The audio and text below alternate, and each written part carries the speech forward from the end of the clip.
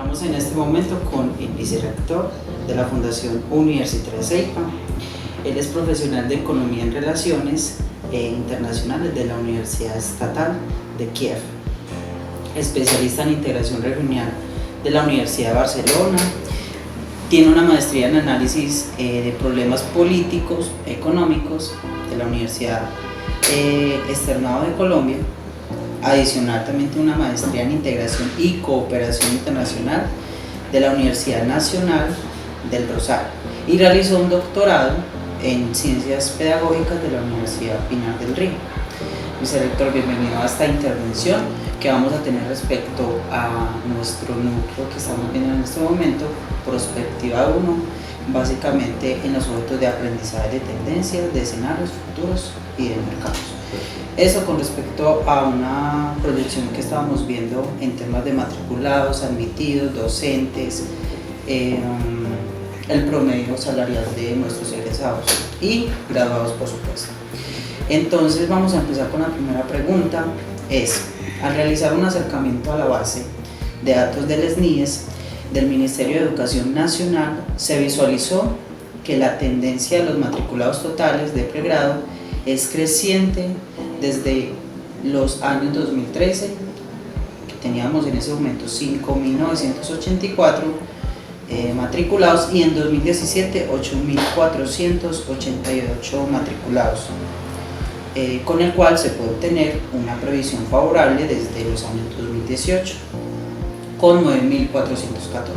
Ese es el dato que tenemos en este momento como proyección para ese año, ya que las NIES nos daba datos hasta 2017, hace poco pues se publicó 2018, y entonces en 2020 tenemos 10.657. La pregunta es, ¿considera usted que estos datos son pertinentes en el futuro de la educación empresarial frente a lo que busca la Fundación Universitaria Ceiba y por qué? Bueno, si nosotros queremos ver hacia dónde va el comportamiento de matrículas, digamos, en el futuro, yo encuentro en la información que tiene el SNIES y en alguna complementaria tres datos claves.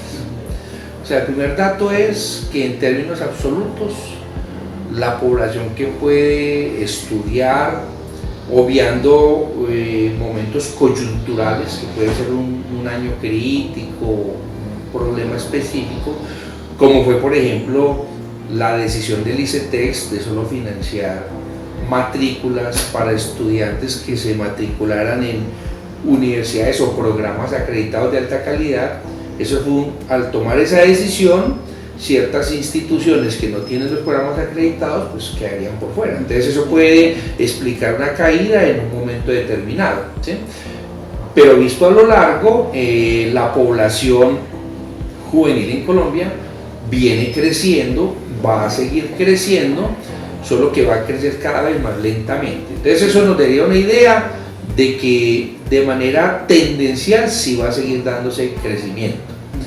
Sin embargo, fenómenos como los ciclos económicos, lo del ICETEX, ¿cierto? Puede provocar caídas como la que se dio, tú tienes el dato 2017, lo complementamos 2018, también es de caída la información que acaba de darse. Entonces ese fenómeno coyuntural y podría alargarse al 2019 si tenemos realmente una recesión económica que se estaría esperando a nivel global. Pero el motor de largo plazo que hace ver que hay potencial de estudiantes es que Colombia es un país que todavía tiene una cobertura muy chiquita, relativamente.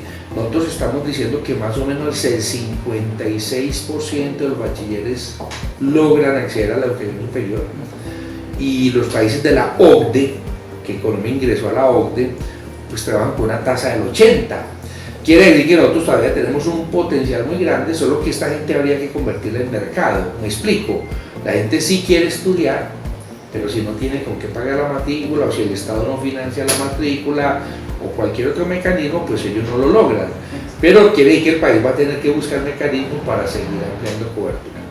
Entonces mi hipótesis es que lo tendencial va a ser que va a continuar un crecimiento, puede que más lento, pero que va a continuar, así hayan caídas como la que tenemos en este momento. Que depende de varios factores. Correcto. Y el otro dato, porque me preguntaste por Ceiba específicamente, es que a pesar de las caídas, la población virtual sí está creciendo y en ese escenario CEIPA es un actor principal. Entonces nosotros también seríamos partícipes del crecimiento de la educación virtual, que cada vez es más observada como una verdadera posibilidad por los jóvenes, que digamos que hace 5, hace 10 años pueden haber sido más temerosos, más dubitativos a la hora de elegir. Hoy se ve muy probable que ellos elijan la virtualidad. Entonces ese es el otro dato que habría que tener en cuenta. Listo, perfecto. Nuestra segunda pregunta es acerca de que sabemos que CEIPA busca perfiles de docentes especializados, ¿cierto?, en temas que permitan el desarrollo innovador según la metodología impartida y, por supuesto, entre mayor número de matriculados tengamos en la institución, pues tendremos más número de docentes, ¿cierto? Entonces, ¿cuál es su apreciación frente al número de docentes que hubo en el año 2017, que fueron 349, y que según la previsión que se tiene para el 2020 es de 471 docentes? En este momento, digamos, ese es el dato que tenemos en este preciso momento. Ya, con el tema de los docentes hay varios elementos, ¿cierto? El primero es cualitativo. Se está requiriendo más docentes que se adapten a nuevos retos educativos. Digamos que en la década de los 90, por ejemplo, se quiso buscar mucho docente empresario. Entonces se le pedía al empresario que fuera a la universidad y dar clase como docente de cátedra, no como docente de planta, sino como docente de cátedra. Lo hicieron todas las instituciones, lo hizo el CEIPA, todos lo hicimos. Y el docente empresario, ¿qué se sucedía? Que él llegaba al aula y él daba las clases muy desde su experiencia, ¿sí?, pero no manejaba metodologías específicas.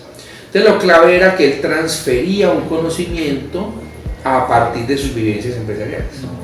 Ahora que la educación ya no puede ser transmisión de información, porque no hay información que ustedes no puedan encontrar por sí solos, ¿cierto?, sino que es cómo se generan ambientes para que el estudiante resuelva problemas, aprenda a manejar la información, gestione proyectos. Entonces ya no es suficiente la idea de que tenga experiencia, sino que debe formarse como docente. Entonces lo que viene sucediendo también en las universidades es que venimos aumentando el número de profesores de tiempo completo. O sea, profesores que dedican gran parte de su día a hacer docencia y el resto lo dedican a la investigación, a preparar clases, etc. Entonces eso va a cambiar el número, va a cambiar un poco la ecuación. Porque en la década de los 90 y antes las universidades teníamos muchos profesores por horas que tenían otro oficio y un pequeño número de profesores de tiempo completo. La ecuación se va a ir invirtiendo. Entonces ya el tema no va a ser solamente si va a haber suficientes profesores en número, sino que habría que medir cuántas horas de docencia se van a necesitar. Porque un profesor por horas podría dictarme, hablemos de una universidad tradicional, dictar una materia. Mientras que un profesor a tiempo completo tal vez dicta 3 materias en esta institución, o 4 en diferentes modalidades. O sea que él sustituiría a 4 profesores de lo que eran de cátedra solamente. Entonces ahí la ecuación hay que analizar. Claro, hay un cambio cualitativo debido a la ecuación cuantitativa diferente. Y lo que requiere la universidad, que son docentes capacitados. Claro, entonces uno dice, sí, traigamos a los empresarios, hay que traerlos como conferencistas, o a que hagan co-teaching, que acompañen al profesor en una parte del proceso.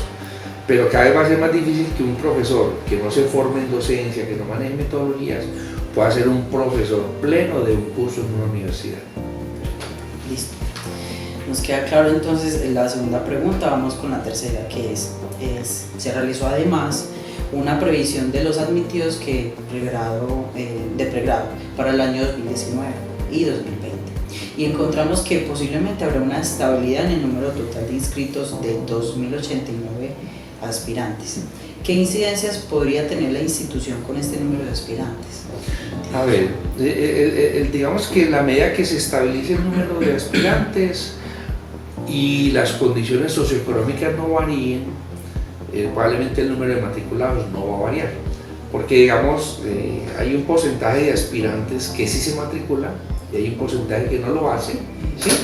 Entonces, si las condiciones de ellos no cambian, pues la proporción va a seguir siendo más o menos la misma. O sea, digamos que si de 100 se matriculan 70, el promedio es que el 30% no lo hacen, Para que esa ecuación cambiara necesitaríamos o que hubiera más empleo, o más crédito del ICETEX, etc. Entonces lo que podía mostrar es que tal vez la institución va a tener la misma población en esos años, 2020, 2021, tal vez tenga una población estabilizada.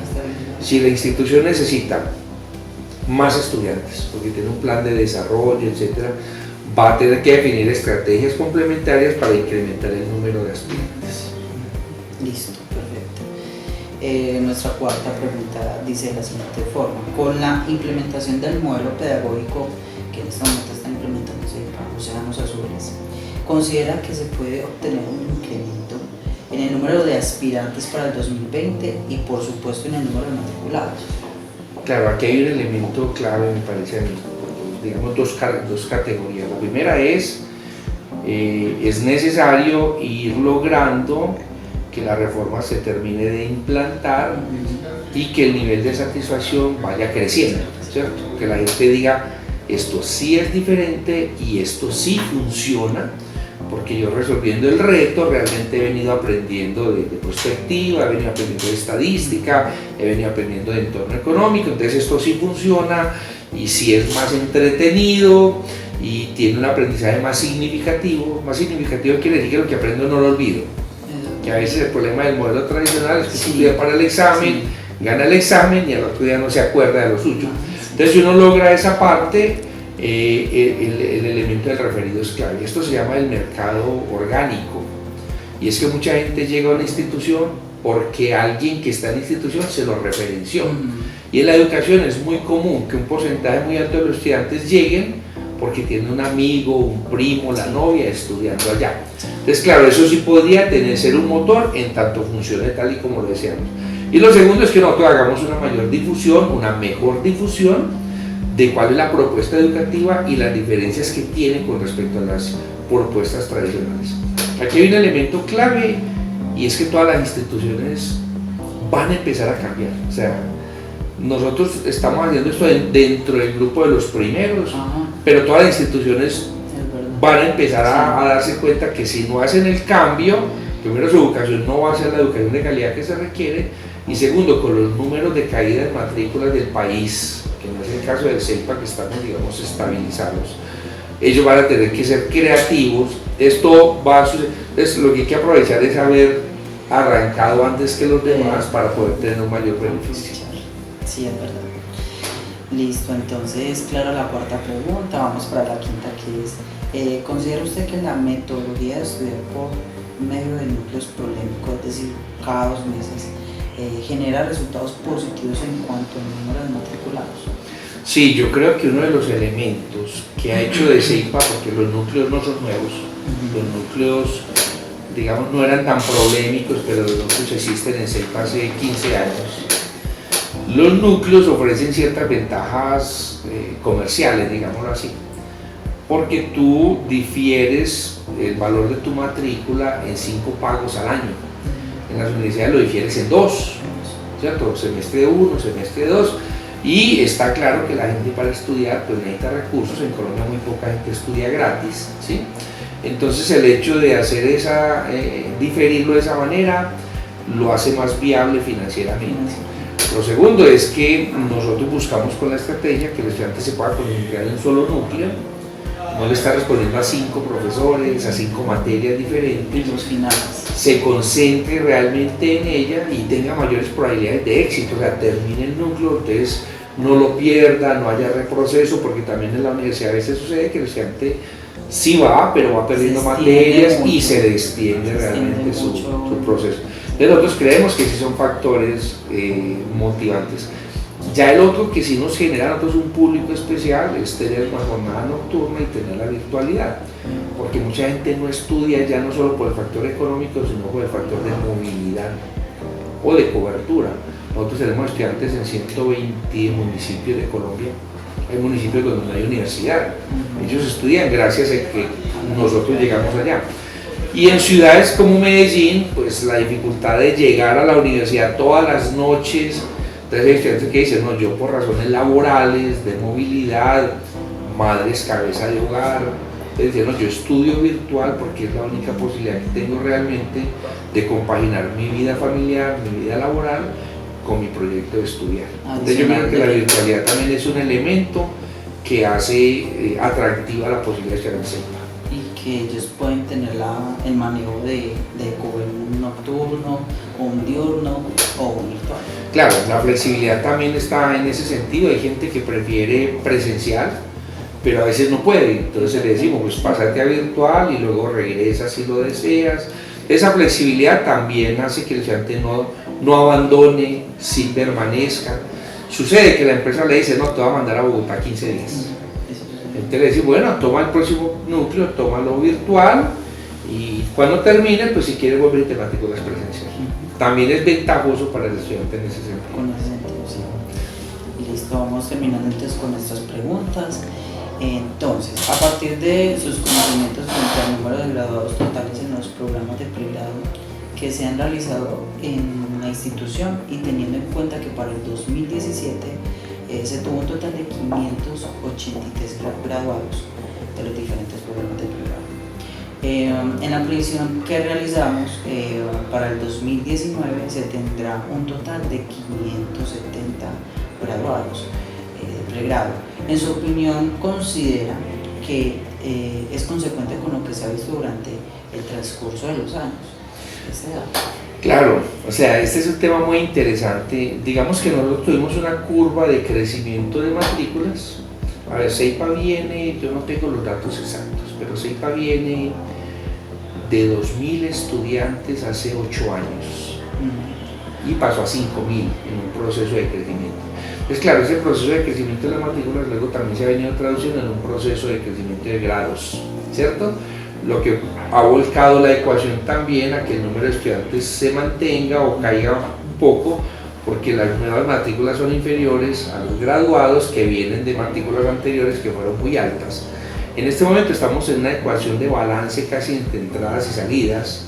Entonces lo que uno pensaría que va a suceder en 2020 o 2021 es que la población estudiantil, si no tenemos una estrategia adicional, se mantendría más o menos en el mismo número que tendríamos. O sea, nosotros hoy no vamos con la tendencia cíclica de Colombia de que las matrículas vienen bajando en el país. Nosotros estamos en una fase de estabilización, veníamos de crecimiento, estabilización. Para poder crecer tendríamos que hablar de las otras estrategias que estábamos hablando, ¿cierto? Pero en ese comportamiento, con los datos que tienes de ingresos que vimos y ahora de graduaciones esperadas, la población se mantendría más o menos estable. Listo, perfecto. Ya llegando a nuestra penúltima pregunta es, ¿qué impacto considera que usted tiene, que tiene el promedio salarial de los graduados CEIPA, teniendo en cuenta que el dato suministrado por el Observatorio Laboral en este momento, en el 2015, que sería el último dato que tenemos, es que tuvo una influencia del 93,6%, es el promedio, con un salario de 3.050.924. Sí. Ese impacto. Sí, nosotros tenemos una tasa de ocupación muy alta, digamos que el 93% de los estudiantes, de los egresados de CEIPA trabajan, ¿sí? Y trabajan en su profesión. Ese es un indicador muy alto, digamos, de logro, ¿sí? Sí. Y lo otro es que tenemos un salario muy alto. El salario número 13 creo a nivel nacional, 14 y el segundo a nivel regional. Entonces claro, son indicadores positivos que pueden permitir que la futura población vea en CEIPA una alternativa ganadora, ¿cierto? En términos concretos, lo que yo evidencio ahí es mucho el perfil del estudiante CEIPA. El 80% de nuestra población es virtual y nocturna y el 20% es diurna. La diurna es una población que viene de la casa y que va creciendo en tanto el prestigio de una organización va creciendo, ¿cierto? Incluso vienen jóvenes de estrato 5, un poquito más creciente para la jornada diurna, y eso generalmente está asociado a un estatus que se vaya dando. En el caso de los nocturnos y los virtuales, lo que nos evidencia es un posicionamiento en la población, no de bachilleres recién graduados, sino de bachilleres que ya han comenzado a tener algún tipo de experiencia laboral o que la están buscando, y que necesitan de la formación para poder progresar en esa misma experiencia laboral. Entonces esos datos de tasa de ocupación y de salario obviamente inciden mucho para que muchas personas que están en el mundo empresarial, que emprenden empresa o que están buscando el mundo empresarial, piensen que Ceipa sí es una de sus mejores opciones, porque los números, digamos, corroborarían que lo que están buscando lo encontrarían acá. Y nosotros tenemos estadísticas, así como yo les decía que tenemos muchos estudiantes de muchos municipios de Colombia, tenemos datos de muchos estudiantes de una sola empresa, ¿cierto? Aquí tenemos, por ejemplo, el sector financiero de 2 bancos, podemos tener cerca de 600 estudiantes, solamente de esos 2 bancos. O sea que hay un reconocimiento alto en el mundo empresarial, y entonces tal vez estamos capturando muchos estudiantes que no nos vieron en el colegio, sino que nos están viendo desde la empresa y se matriculan. Listo. Ya nuestra última pregunta es hablar un poco acerca de lo que Ceipa quiere proyectar a nivel educativo en el 2022, más o menos sería el año que tenemos como prospectiva, ¿cierto? ¿Qué es lo que quiere proyectar en ese tiempo? Sí. Mira, nosotros tenemos realmente un plan más largo. Nosotros tenemos un horizonte del 2030, ¿cierto? Y para trabajar en el horizonte del 2030 pues tenemos unos escalones al 2020, al 2022, y eso nos implica a nosotros. Nosotros queremos alcanzar la acreditación institucional, o sea, además de tener 8 o 9 programas acreditados de alta calidad, lograr que la institución como un todo sea acreditada. Luego queremos migrar hacia ser una universidad, y eso implica abrir carreras en otras áreas, ya no de la administración, sino de algunas áreas un poco más ciencias humanas, ciencias básicas, pero lo vamos a hacer muy conectado hacia el mundo empresarial desde posgrados, pero vamos en esa dirección. De ahí los 3 grupos de investigación, que teníamos 1 y ahora tenemos 3, es porque vamos avanzando en esta dirección.